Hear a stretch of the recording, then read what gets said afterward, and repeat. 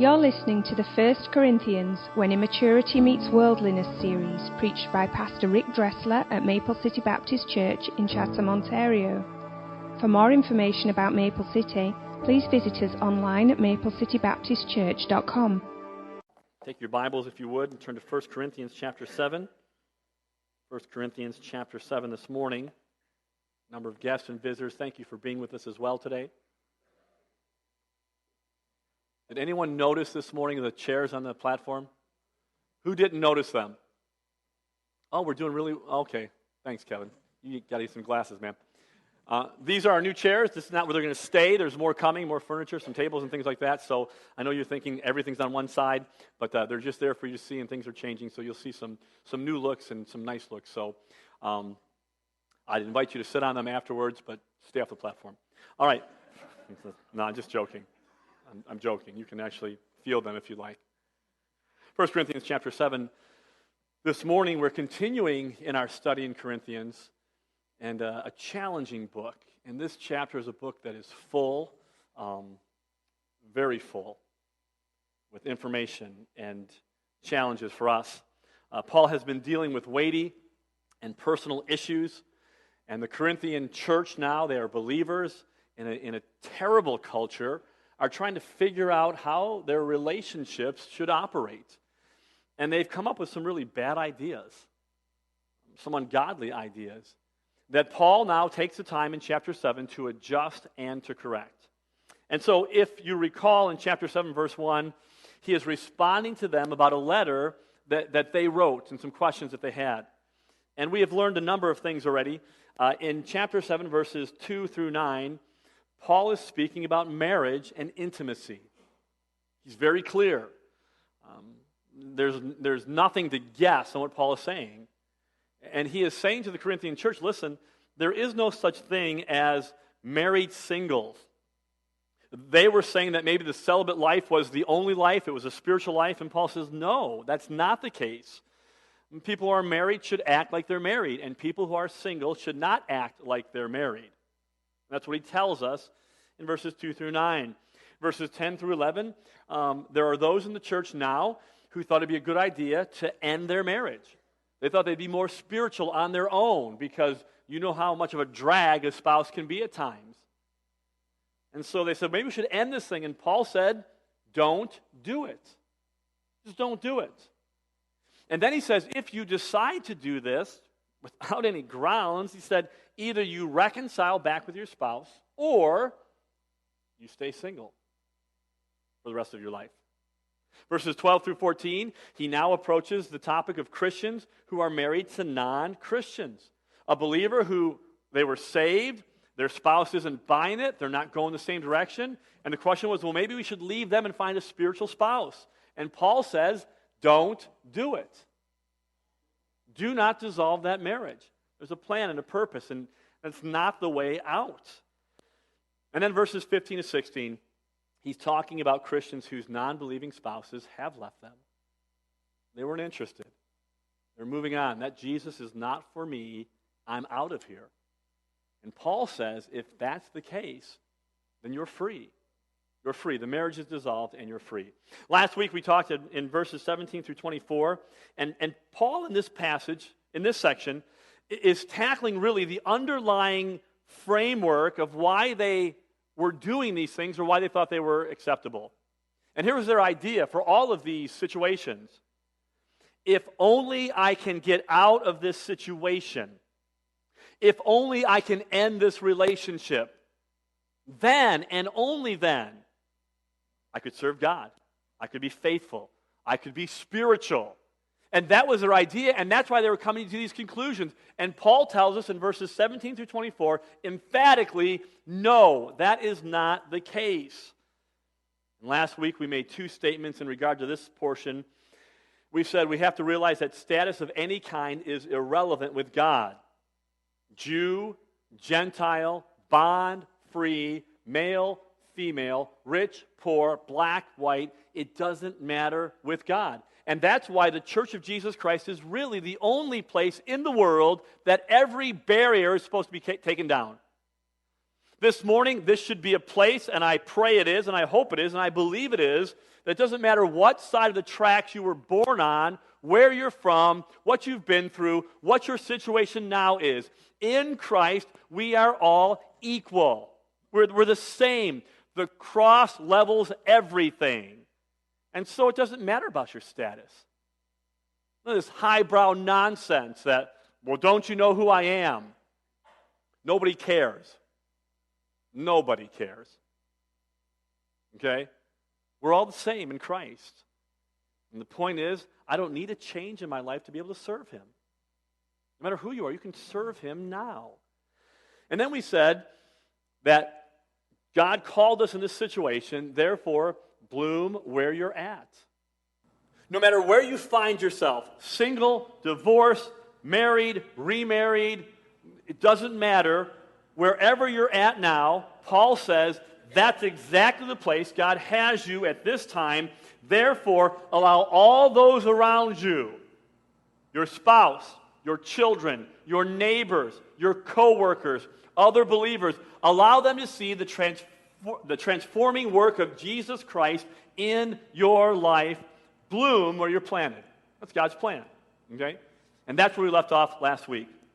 Now, I want to just take a pause for a moment and discuss last week's message. We encourage people in our church to be critical. Now, hold on. Some of you are like, yeah, I'm in the right place. Let me finish, okay? Because some of you think criticism is a gift of the Spirit. It's not, okay? I'm not talking about that criticism. I'm saying that as the church, as leadership in the church, we encourage our people to be critical of what's said from behind the pulpit. Okay? Now, that does not mean, hey, did you see his tie this morning? It didn't match, right? His hair was all out of whack. Those colics are going crazy. Did you understand how he took that phrase and it was wrong and the tense was wrong? That's not what I'm talking about. I'm talking about listening to the Word of God and being actively involved when you're here. Coming with a spirit of expectancy. Wanting to really hear from God, and what's said then, weighing that out, examining that, to make sure that what you just heard is truth. We want our people to be critical like that, and you ought to be. And no matter who is standing up, opening the Word of God, you should listen with expectancy, yes, but you should listen to hear what's happening and compare it to the text. But I want to tell you something. The most critical individual ever in a church service is the person speaking. This would be a good practice for everybody this morning. Over the summer, we've had a number of people in our church on a Wednesday night just come and give their testimony or open the Word and share the Word. And I think most of them would tell you, it's not like I just get up and open the Word and it's all fine. There's a lot of study that goes on. There's a lot of pressure that goes on. There's a lot of second guessing that goes on. There are sleepless nights that happen thinking I'm going to speak and I want to make sure it's right. Unless you're some arrogant jerk that thinks you're the gift from heaven to everybody, you are critical of yourself. And so am I. I finished last week's message, and I left here thinking, man, I missed it. Because when I'm done, the first thing I think is, okay, did that even make sense? I know some of you are thinking, I think that every week. I think that. Did that make sense? Did I get the point across? Was that truth that I wanted to portray and to show? Was it obvious? And I have to tell you something, and listen to me. I said this on Wednesday night. I'm not saying this so after church there's a long line of people saying, oh, Pastor, that was the greatest message in the world. We think you're great. Can you autograph our Bible? That's not what this is about, okay, at all. I just want to be honest with you. I felt last week when I was finished that I missed it. That the central truth that Paul was trying to get across to the Corinthians and to us, I think I missed it. And I apologize. Because that's what the importance is all about. That's the importance of the Scripture. And so let me just take a minute to review last week quickly and show you what I'm talking about and show you why it's so important that we get it. Okay? Look with me, if you would, at verse number 22 of our text. Because Paul has been reminding us that we're supposed to be content, Irregardless of our situation, we shouldn't be restless, just wanting to jump ship. We should be able to stay where we're at and serve God there. Verse 22 says, "For he that is called to the Lord, being a servant, is the Lord's free man. Likewise also he that is called, being free, is Christ's servant." And that picture is really powerful. We use the word redemption, we use the word ransom, we use words like that talking about salvation because they describe for us what salvation is. Salvation reminds us that we are all slaves to sin. And being ransomed means that Jesus Christ bought us, He paid the price, He pulled us out of the marketplace of sin. And so what Paul is saying here is, listen, and he's talking to people who are slaves and free, he says it doesn't matter because Jesus ultimately is the master of every one of us. And then he says in verse 23, "You're bought with a price, be not the servants of men." And the idea there is first of all, that we understand that we're not wrapped up in our situation. That's not determining for us whether we can serve God or not. And that no one else, we shouldn't worry what they think about our status or our worth.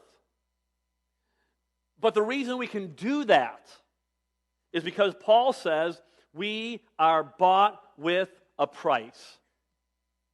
And that's the whole point. What Paul is reminding of all these people in whatever situation they're in is that, listen, no matter where you're at or where you find yourself, the greatest deliverance that you ever can experience has already taken place through Jesus Christ and His purchase.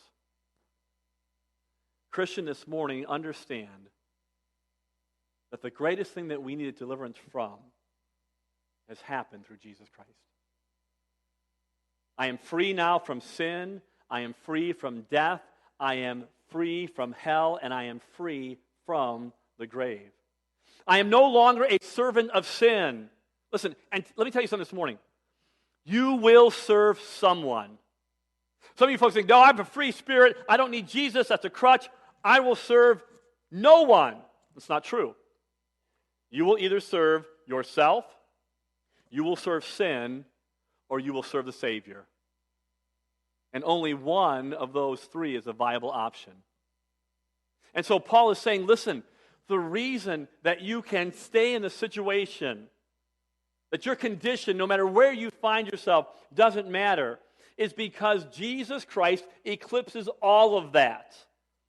It doesn't matter this morning how difficult your relationship is. Relationships have difficulties. And some folks are in bad relationships. And Paul says, wait a minute, I know it might be bad for you, but because you've been redeemed, because you've been bought with a price, because the greatest deliverance has already happened to you, you can endure. No matter what your job is like.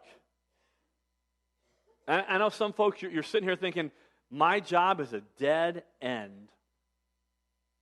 It's the same in and out, and it goes on forever and ever, and I hate it. I can't stand it. I get it. I get it.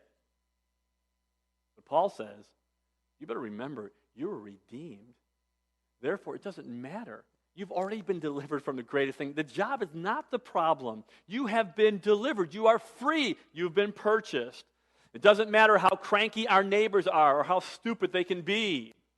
And some of you have bad neighbors, right? By your giggle, I'm trying to figure out where you're living at, and I'm not going to say that neighborhood, right? Bad neighbors. We have weird family members.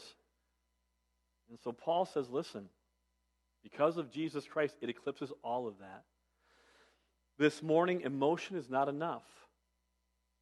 Some of us, we get pumped up on Sunday morning and we leave here, and unless you have the truth behind why you do what you do, that emotion will not last. It will not carry you. It cannot carry you. And so this morning, I want you to understand this. The reason Paul says, hey, listen, you can do this, you can stay, you can remain, you can bloom where you're planted, is because the greatest problem that you will ever face through Jesus Christ is done. Through deliverance, you are born again. And you say, okay, Pastor, I got it. Let's move on. No, wait. Let's not move on. Let's just stay there for a second. Let's just relish the fact that we're saved. You know what I mean? I think sometimes we become too accustomed to this.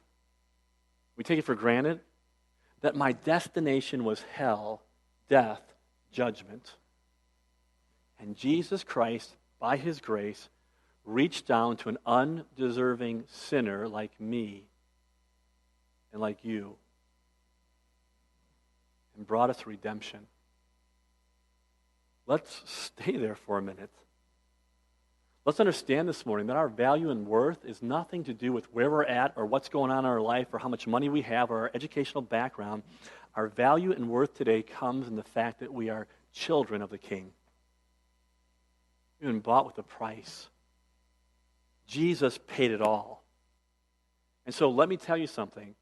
When you now face this week, some of you starting tonight, others tomorrow morning, okay, and you're there at a job or you're there in the family or you're there with your neighbor, listen to me. What's going to sustain you, what's going to help you, what's going to encourage you, the hope that you need is this truth that Jesus Christ loved you, purchased you, redeemed you. Therefore, he excels and he goes over every situation we have, and I can serve him with joy, gladness, and hope now because of who I am in Christ.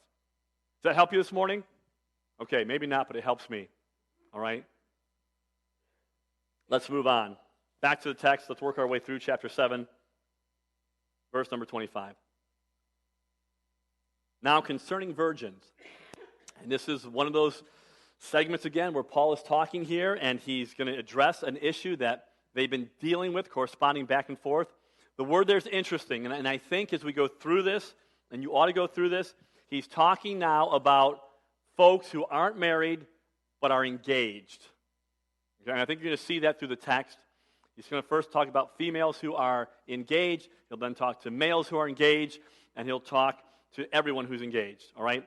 This is what he's doing here in verse 25. He says, now, concerning virgins, those who are engaged, fiancé, whatever, I have no commandment of the Lord, yet I give my judgment as one that hath obtained mercy of the Lord to be faithful.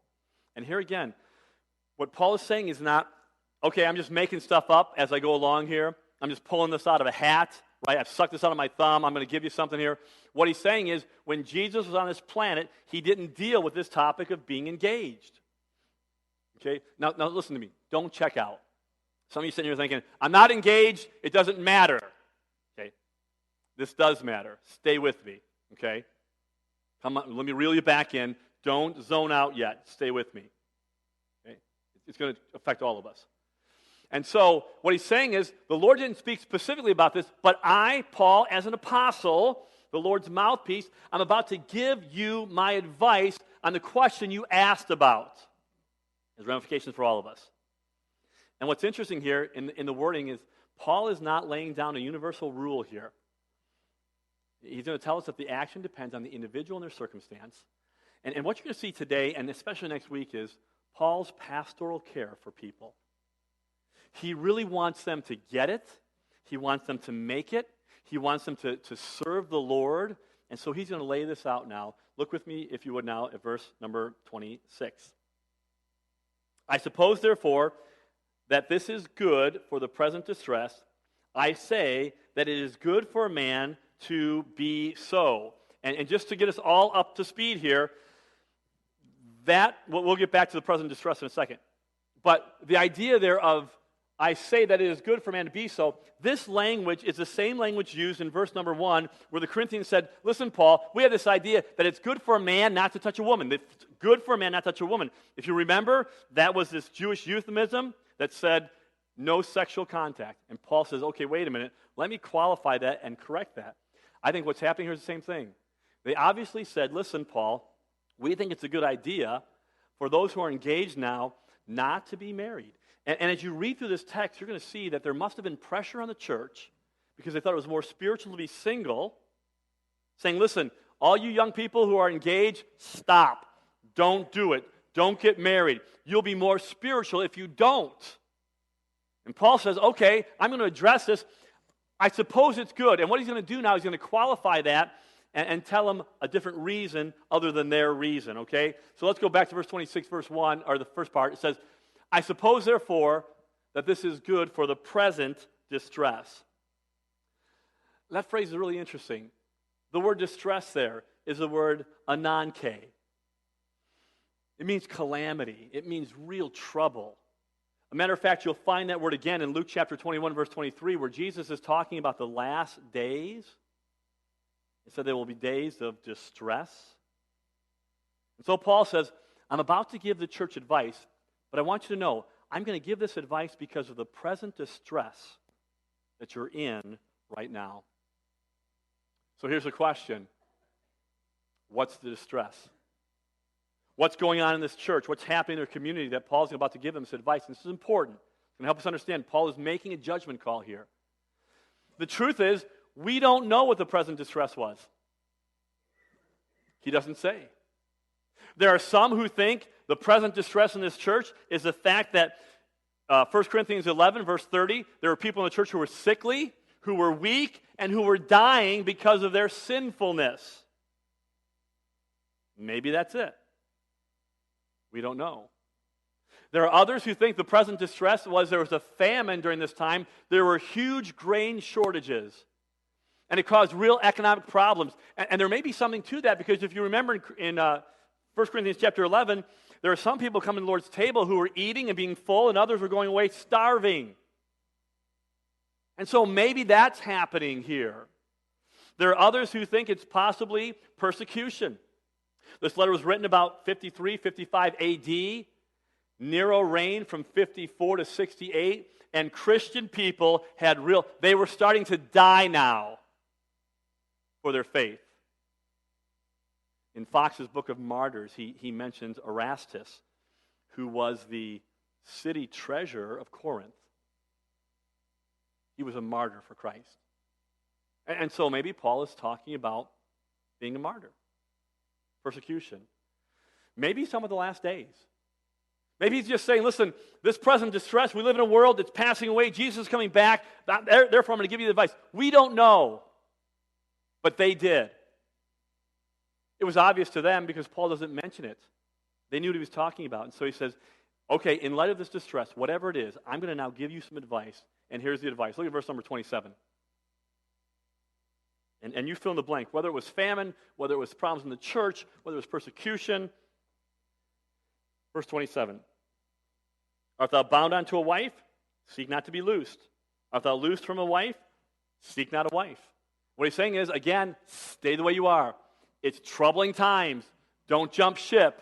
Don't rush into marriage. Don't rush to end it. Verse number 28.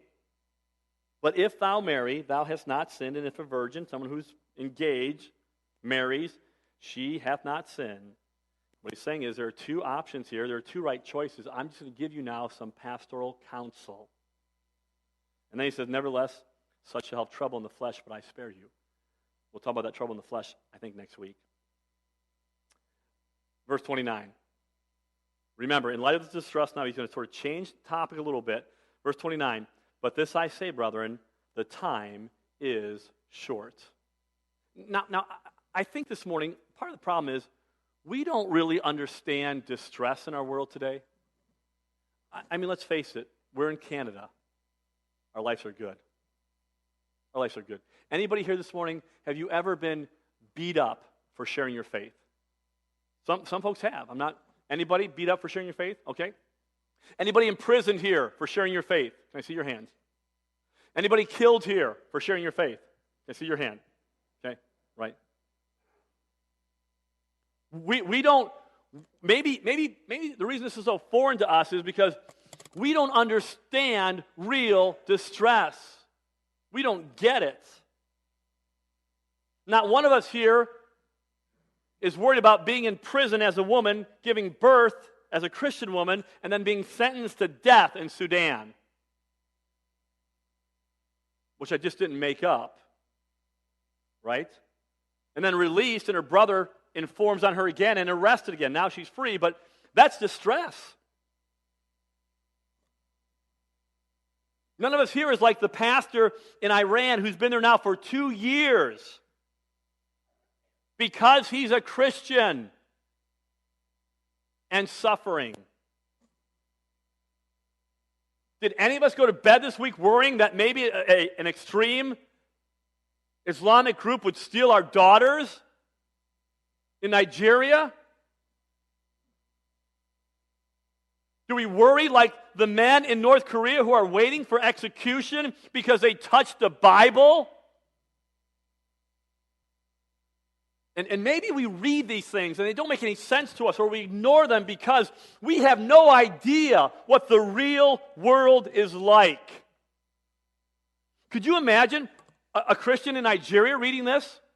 Or in Iran? Maybe to make a little more sense to them. Man, we're in distress. We're in trouble. This is bad. So Paul says, with that in mind to this church, verse 29, he says, the time is short. Another word that we're not sure what he's talking about. When I say to you this morning, the time is short, what's the first thing you think of? Oh, the service should be done in about 15 more minutes. The time is short. What do you think about? Honestly, I'm looking now for answers. I said, brother, sister, the time is short. What would you think? You're going to die. That's obvious, isn't it? We're going to die. And maybe that's what Paul means. Maybe what he's saying is, listen, I'm giving you this advice now. I want you to understand something. The time is short. We are going to die. Can I tell you a news flash this morning? You're going to die. Are you a doctor? Nope, I'm not a doctor. But we're all going to die. And yet we fool ourselves into believing this morning we're going to live forever. And you're not. Paul says, listen, I'm going to tell you some things. Remember, the time is short. Our life will end. Listen to what Tozer says. He says, whether we admit it or not, the stroke of death is upon us. It will be saving wisdom for us to learn to trust not in ourselves, but in him that raiseth the dead. For how dare we put confidence in anything so fugitive, so fleeting as human life? Our lives are ebbing away, and the truth is, whatever Paul meant here, we could say, listen, life is short. It's short for all of us. And when you die, there is not a second chance. There's not a reincarnation. You're not doing this again. It is appointed a man once to die, and after it's a judgment. And so Paul says, listen to me. I'm going to tell you something. Life is short. The time is short. Life will end. Life will end. We're all getting older. There's some things about Facebook that I despise. I despise the drama on Facebook. I despise the too much information on Facebook. I despise a lot of things. But one thing I like is the fact that you can see pictures of people you like and you love and family members. And one thing that I like in particular is what they have, the Throwback Thursdays, where you get an old picture and you put it up there. And so Kim was looking through pictures the other day, and she got a picture of me when I was, I think, 16 years old. Oh, was I handsome then. 16 years old. I was with my two brothers and my sister, who was like, I don't know, 1 at the time. And we said to each other, where in the world has time gone? It's gone. I'm not 16 anymore, or 17. I got white hairs now. I got them coming on my eyebrows. What's up with that, man? It goes, it flees, you grab, you can't hold it. Paul says the time is short. We understand our life will end. He might mean that the Lord will come. Time is short. I can't stand folks who make dates and tell us, well, on September 16th, the Lord is coming back. So far, they've all been wrong. And can I tell you something? They will always be wrong. Jesus said, no man knows the day or the hour. But I do know this. It's closer today than it was yesterday. There's coming a day when Jesus Christ will split the eastern sky. And this will be done. And he will rule and reign in justice and truth. And in that moment, every decision and every work will be done. Paul says, time is short. So maybe it's our life is leaving, maybe it's the Lord is coming, maybe it's the light of eternity will dawn. Can I tell you something? Too many times, the reality of Scripture, we live like it's not real. I saw a great illustration last year, I think it was, and Francis Chan had a rope, and the rope was just a long rope. It was probably, 200 or 300 feet. And at the end of the rope was a piece of red tape. I think it was red tape, about that big. And he said, this rope represents time or eternity. And this strip of tape represents our life, 70, 80, 90 years. And when you see it like that, this inch, and the rope goes all the way through the auditorium and out the door and into the parking lot and down the street and into Merlin. Or Wheatley. Or Windsor. Or Detroit. And then it's stolen. We got to start the illustration again. Right? But it's long, right? And can I tell you something? You look at that little piece, and that's our life. And here's what we do. We all live for that little strip of tape and never think about eternity. We just push it out of our minds. And Paul says, no. The time is short. Okay? You've been purchased, and now Paul wants our perspective to change. And he wants us now to focus in on the next few minutes on eternity. So let's read now verses 29 through 31, and we'll start wrapping this up.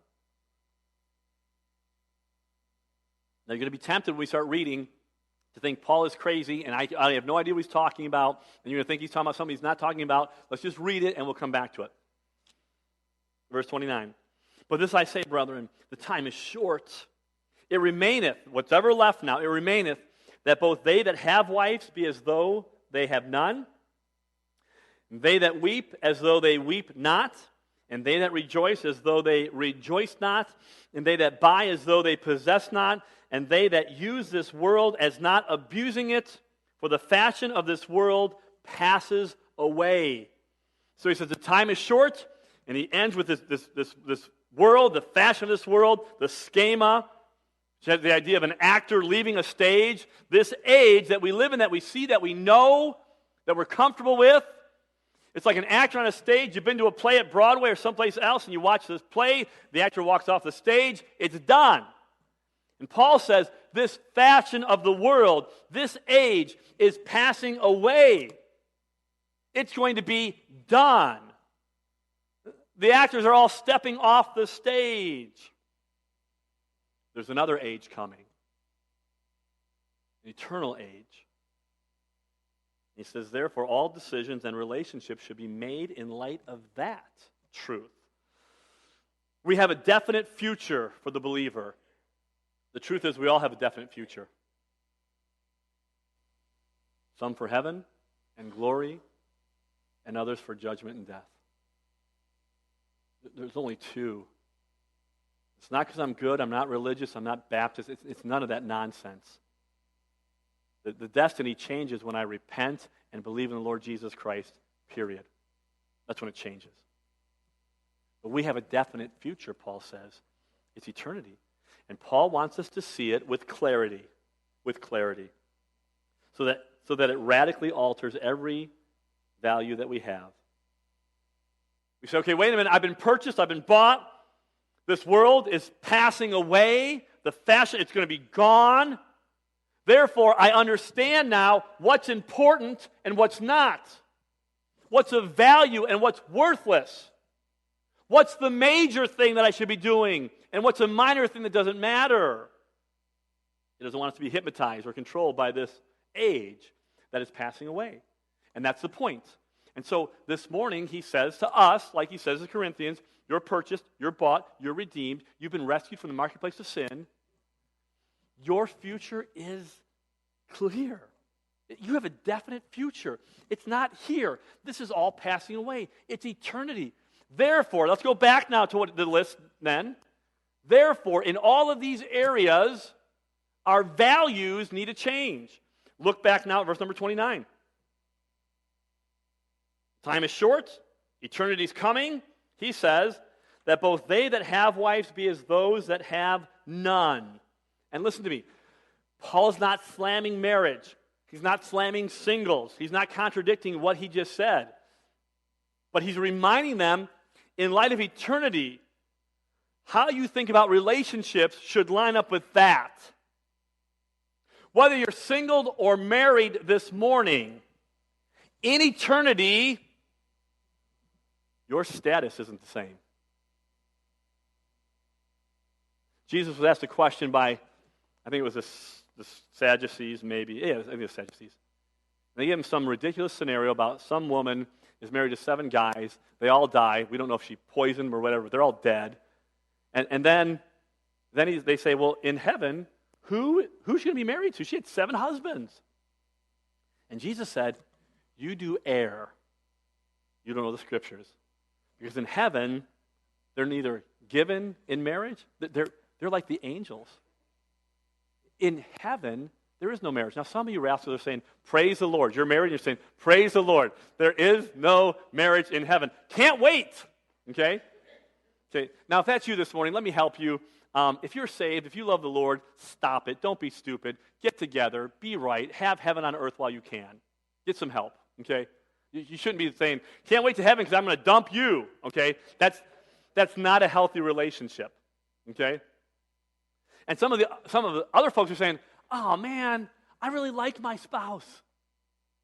Kim and I, we joke, and I tell her this. I say to her, in heaven, I'm going to go to your mansion to be bigger than mine anyways. And we're going to sneak, and I'm going to be married to you. I'm yours forever and ever and ever, right? People have good marriages, they don't like that text. People have bad marriages, love it. Here's the truth of the matter. In heaven, it ain't that way, man. We'll experience love like never before. And those who, without a spouse will be married to the bride of Christ. And those who are married will get a new bride, new husband. It'll be Christ. And what he's saying is, listen, in this relationship deal, with eternal values in mind, marriage or singleness is not the end-all, be-all. It's passing away. We don't worship either. Then he says in verse number 30, and they that weep as though they weep not, and they that rejoice as though they rejoice not. And again, get it in the context. He's not saying that the Christian goes around life and something tragic happens and they sit there and go, And something great happens and people are rejoicing and they say, That's not what he's talking about there. He's talking about, in light of eternity, what makes us happy, what makes us sad. We need to temper that with the truth. We need to think about our happiness, man. We have these concepts about what it means to be happy. If I just caught you on the street and I wasn't a pastor and it wasn't a spiritual, you talk to me, Jesus is always the right answer. No, if I just caught you and said, listen, what makes you happy? And you didn't have time to think about who's asking, why are they asking, what's the reason for asking, what makes you happy? What would you say? Now, some of you say my spouse, my friendships, maybe my job, my hobby, ice cream. Chocolate cookies. My pets. Fishing. I should get an amen for fishing, should I not? No. But isn't it funny? As believers, what makes us happy the most is almost always earthly. It's earthly. And Paul says, you better not hold tightly on those things. They're passing away. What makes you sad? I tell you something. I get tired of people being sad. Our people have struggles. They have issues. They have problems. They're waiting on tests. They don't know what's wrong. They lose a loved one. I get tired of it. And Paul says, okay, let's temper that too. Because guess what? Sadness endures for an evening, but joy comes in the morning. It doesn't last. The sadness and grief doesn't last. No matter how bad it is, Paul is saying, wait, stop it. Think for a second. We're not staying here. And the songwriter had it right when he said, listen, someday there, those things that cause grief and a sorrow and a frown will only bring a smile. They'll mean nothing. Can you see now why this truth, You have to get it. You have to assimilate it into your heart and life. You have to know this and believe it, because when I do, it changes everything. Relationships, our happiness. He goes on now to talk about our stuff. Our stuff. And again, hear what he's saying here. He's not saying, Christian, be a hermit and sell your stuff and live in a closet or be isolated or whatever. He's not saying that. But isn't it true in our world today that we have a sense that we love stuff and use people instead of loving people and using the stuff that God gives us? You know, and I get it. Bumper stickers are funny. Some of them are stupid. Some of them are obscene. You know, I live to shop. Okay, listen, help me with this. Really? You live, your life is about shopping? About shopping? I don't care what you buy. Sooner or later, it will break. It will rust. The moth will eat it. It will end up in a dumpster somewhere. It will be gone. Gone. G-O-N-E, gone. And Paul says, what are you doing? Hold the things of this world loosely. We don't find our value or worth in those things. Okay, quickly, verse 31. And they that use this world as not abusing it, for the fashion of the world is passing away. And again, he says to us, our well-being doesn't come by cleverly taking advantage of the world's opportunities. We're to be engaged in this world, but not engrossed by it, not enmeshed in it, not entangled in it, because the world is passing away. Understand this morning, Paul's not demonizing these things. He's not slamming marriage. He's not slamming joy. He's not slamming sorrow. He's not slamming stuff. He's not even slamming culture. What he's saying to us is this: in light of who we are and in light of where we're going, these things are not the source of life or the ground of our hope. Be careful. Don't get wrapped up in the fabric of this life. It's just fabric. It's flimsy. It fades. It's not eternal. We must rethink our existence. This morning, believer, we find ourselves caught between two worlds. The truth is, we're all caught between two worlds. I said it earlier, between this world and life everlasting or this world and death. Okay, the best life now is for the person who's lost. That's all you get. That's it. But we're caught between two worlds. And too many times, the pull of this world is so strong, we never, ever think about eternity. And that's why our situations are miserable. That's why we can't bear them. That's why we hate them. That's why it's always a constant pressure on us. And Paul says, you need to rethink your existence. What's really important? And for too many of us this morning, we are never content. We are never happy. We are never satisfied because we have forgotten that the greatest deliverance that we could experience for the saved individual has already been experienced. You have it all. And we have forgotten that the time is short and that this world and this age is passing away. And 1,000 years from now, none of us will be here. So now, doesn't it make sense then that we ought to start focusing on the things that maybe we can't see but that are truly real instead of the real things we see and do not last? And so this morning, Paul starts instruction to the engaged. We'll talk more about it next week. But the truth is, he wants them to readjust their thinking. And this morning, we must readjust our thinking. Whether it's about a relationship, whether it's about our sorrow, our joy, our stuff, this world we live in. May we this morning look into the reality of the face of Him who is altogether lovely. Because in His presence is joy forevermore. Let's pray this morning. Spirit of God, everything that's done this morning will be wasted unless you work, unless you convict, unless you speak to the hearts of people. Lord, there are folks here who are lost without Christ. And Lord, for too many of them, they're okay. They don't think, they don't examine themselves. Lord, I pray this morning by your Spirit you can convict them of eternity, of heaven, of hell, of death, of judgment, of life through Christ alone. And Lord, for all of us as your people, I'm sure there's one or two, but when I think of this portion of Scripture, Lord, my ideas need to be adjusted. My values must come in line to yours. And so, Lord, as a people this morning, Lord, help us to examine your word, examine our lives, examine our thought process. Forgive us. Help us to live with the light of eternity shining before us. Your heads are bowed, your eyes are closed. I don't know what your need is this morning. My friend, if you're visiting with us, or maybe you've been here for a while, if you do not know Jesus Christ as your Savior, don't trust yourself, don't trust a church, don't trust what someone told you. You better trust the only person in human history who said, if I lay down my life, I'm getting back up. If you don't understand that, come and see me. Talk to a friend here. So let's start the conversation about what it means to be born again, what it means to have your sins forgiven, what it means to repent and believe.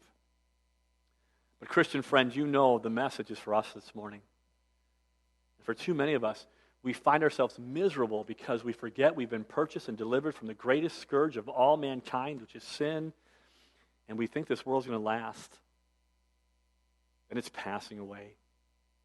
So you take the time this morning to say, God, here I am, you know my heart. Readjust my values. Help me to see clearly this morning.